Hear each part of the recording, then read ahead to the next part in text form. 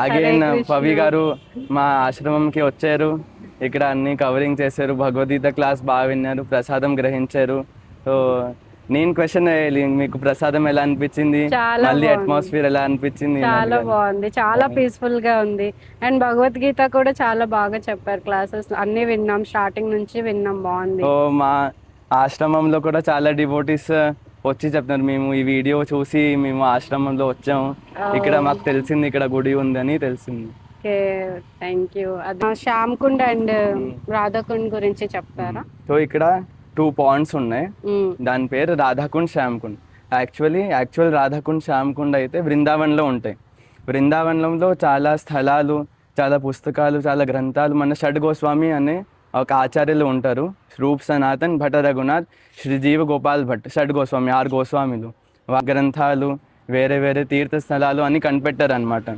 So అది one of the founding places Radhakund, Shyamkund కనిపెట్టారు. So అది రెప్లికేట్ చేయడానికి ఇక్కడ ట్రై చేసాం. ఓకే, సో ఇప్పుడు ఇక్కడ వేసారు ఫ్లవర్స్ రావడానిక. ఫ్లవర్స్ రావడానికి. ఇది అవుట్ సైడ్ ఎన్విరాన్మెంట్ లో ఉంది కాబట్టి మళ్ళీ మళ్ళీ ఇది అలాగే అవన్నీ ఫామ్ అయిపోతుంది. సో రెగ్యులర్లీ క్లీనింగ్ కూడా ప్రయత్నిస్తున్నాం. కొంచెం స్టాఫ్ అవన్నీ తక్కువ అయిన బట్టి కొంచెం మళ్ళీ మళ్ళీ ఇది గ్రీన్ అయిపోతుంది. ఎండ, వర్షం, గాలి, వాణి అన్ని పడడం వల్ల. ఇక్కడ అయితే మేము లోటస్, టాటాయిస్, స్నేక్స్ అన్ని కూడా మేము ప్లాన్ చేసి ఉంచినామని స్నేక్ అయితే మామూలుగా ఇలా తిరుగుతూ ఉంటుంది, బయటికి రాదా? బయటికి రాదు. మళ్ళీ తర్వాత ఇక్కడ కామన్ గా స్నేక్స్ అయితే ఇప్పుడు ఏరియాలో కామన్ అయిపోయింది. ఇన్ని వైష్ణవులకి వైకుంఠ ఏకాదశి చాలా స్పెషల్. దీని కథ అవన్నీ మీరు యూట్యూబ్లో కూడా వినొచ్చు. ప్రతి ఒక సంవత్సరంలో 24 ఏకాదశి వస్తాయి. 24 ఏకాదశి శుక్లపక్షలో కూడా పడుతుంది, ప్లస్ కృష్ణపక్షలో పడుతుంది. ఏకాదశి రోజు మేము నవధాన్యాలు ముట్టుకోకూడదు, తినకూడదు. నవధాన్యాల్లో అన్ని పాపాలు దాంట్లో వసిస్తాయి అన్నమాట.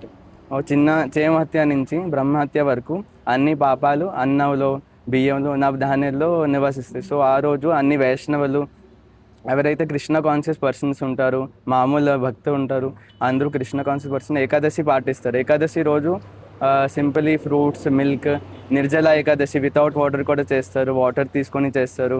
ఫ్రూట్స్ ఇంకా పొటాటోస్ అన్నీ. ఇక్కడ అయితే ఏకాదశి ప్రసాదం కూడా అన్ని ఏర్పాటు ఉంటుంది. ఆ రోజు fruits, milk, water, potatoes, salt కూడా రాక్ సాల్ట్ వాడతారు. ఇంకా సగ్గు బియ్యం ఉంటుంది. అంటే మనకి చాలా అనేక చిన్న చేమహత్య నుంచి బ్రహ్మహత్య వరకు మనకి పాపం తగులుతుంది. ఒకవేళ వేరే వ్రతంతో కంపేర్ చేస్తే వేరే వ్రతం చేయకపోయినా సరే మనకి ఏం పాపం తగలదు అనమాట. సో కానీ 2 రోజు అంటే ఎవరైతే నిర్జల ఏకాదశి చేస్తారో వాళ్ళు దశమి రోజు ఒక పూటే మధ్యాహ్నం తింటారు. అది కూడా నవధాన్యాలు తినకూడదు, మామూలుగా ఫ్రూట్స్ అన్ని తీసుకుంటారు. ఏకాదశి రోజు మొత్తం వితౌట్ వాటర్ ఉంటారు. ద్వాదశి రోజు మళ్ళీ మధ్యాహ్నమే తీసుకుంటారు. అది అనేది నిర్జల ఏకాదశి రూల్. మామూలుగా ఏకాదశి ఎవరైతే ఫ్రూట్స్, మామూలు ఏకాదశి ప్రసాదం ఎవరైతే తీసుకుంటారో వాళ్ళు 3 పూటలు దశమి. ఆనియన్స్, గార్లిక్ అయితే ఫుల్గా నిషేధం, లైఫ్ టైం తినకూడదు. ఎవరైతే తులసి మాల వేసుకుంటారో వాళ్ళు ఆనియన్, గార్లిక్ 4 రెగ్యులేటరీ ప్రిన్సిపల్స్ పాటించాలి. దాంట్లో వన్ ఆఫ్ ద రూల్స్ ఏంటంటే ఆనియన్, గార్లిక్ మేము తినకూడదు.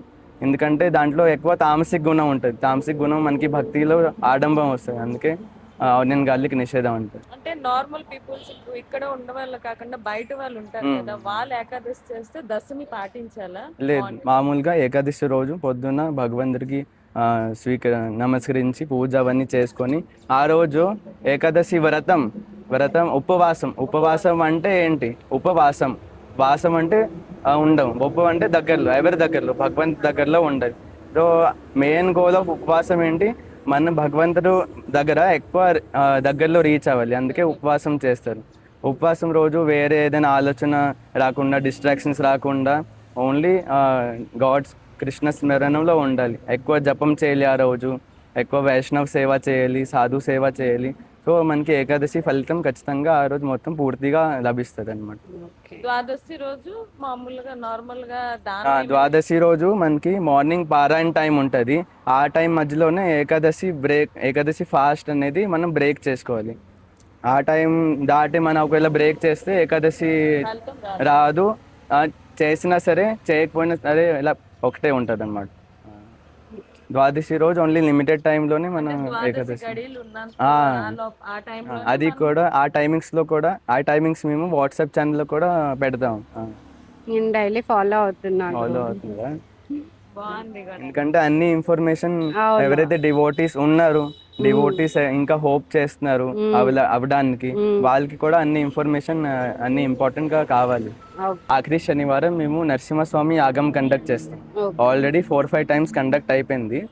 ఈసారి 31st ని పెడతాం అనమాట. ఓకే. ఏకాదశి ఉంది 30th ని, 31st ని యాగం పెడుతున్నాం.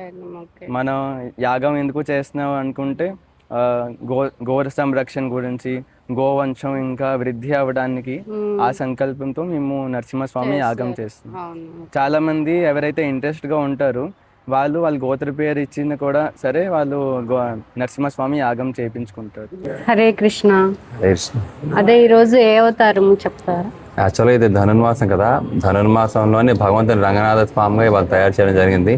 స్వామి శంఖచక్ర గదా పద్మాలతో విరాజమానమై ఉంటారు. కానీ మనం ఏంటంటే భగవంతుడు కృష్ణుడు కాబట్టి వంశీని ఒక చేతిలో ఉంచి శంఖచక్రాలను ధరింప చేయడం జరిగింది. అలాగే రాధారాణిని గోదాదేవిగా అలంకారం చేయడం జరిగింది. ఇది మాస ప్రత్యేకత, అందు గురించి ఇవాళ స్పెషల్గా అలంకారం చేయడం జరిగింది. అక్కడ అవతారం నరసింహస్వామి, ప్రహ్లాద వరద నరసింహస్వామి స్వామివారు ఎలాగైతే భక్తుల్ని రక్షించడానికి, దుష్టుని దునమాడడానికి భగవంతుడు ప్రహ్లాదుడికి అభయం ఎలాగైతే ఇచ్చారో అదేవిధంగా ఇక్కడ అందరికీ తెలియాలని ప్రహ్లాదుడితో పాటు భగవంతుని ప్రతిష్ఠించడం జరిగింది. అందుకే స్వామివారి పేరు కూడా ప్రహ్లాద వరద నరసింహస్వామి వారు అన్నమాట.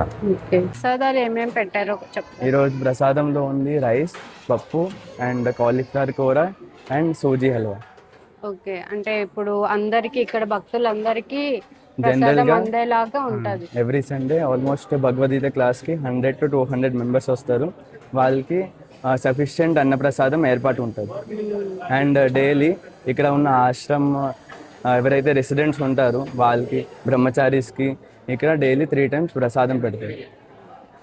ఆఫ్టర్నూన్, ఈవినింగ్ కూడా. Morning, afternoon and night. Morning time ఏం ఇస్తారంటే మార్నింగ్ టైం జనరలీ గంజి అన్నం or general tiffins, idli, dosa, వేరే వేరే రకాలుగా ప్రసాదం, కిచడి ప్రసాదం అన్ని పెడతారు. ఓకే. ఆఫ్టర్నూన్ ఇవి, నైట్ కూడా సేమ్ అందరూ. Night simple, easy to digest food. ఎందుకంటే డైలీ రోజంతా గోసేవకు చాలా హార్డ్ వర్క్ చేస్తారు. సో వాళ్ళకి ఈజీ టు డైజెస్ట్ ఫుడ్ అన్ని పెడతారు.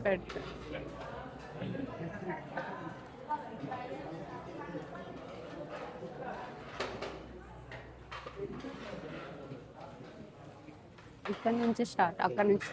అక్కడి నుంచి